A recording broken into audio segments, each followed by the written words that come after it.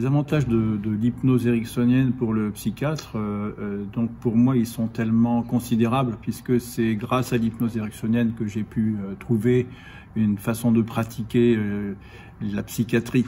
On vit une crise de la psychiatrie depuis déjà un bon moment et c'est une crise intellectuelle, théorique, et peut-être que justement c'est une ouverture, cette crise intellectuelle et théorique, pour déjà une approche pragmatique, c'est-à-dire vraiment une pratique orientée résultat, en mettant les théories au service du résultat.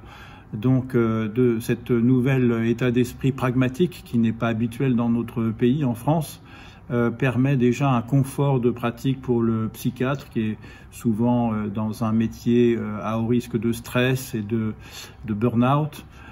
Et là, déjà pour le psychiatre, il y a une pratique basée sur l'observation individuelle, ce qui n'est pas nouveau en psychiatrie, mais avec un renoncement à comprendre avant d'agir. C'est une inversion de la pratique. On agit pour comprendre. Cela ne veut pas dire qu'il ne faut pas évaluer d'abord.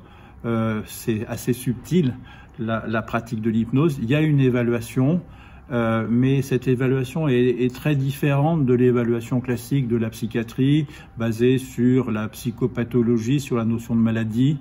Donc la pratique psychiatrique est bouleversée par l'approche d'Erickson, qui était psychiatre et qui donc a fondé aussi une nouvelle psychiatrie.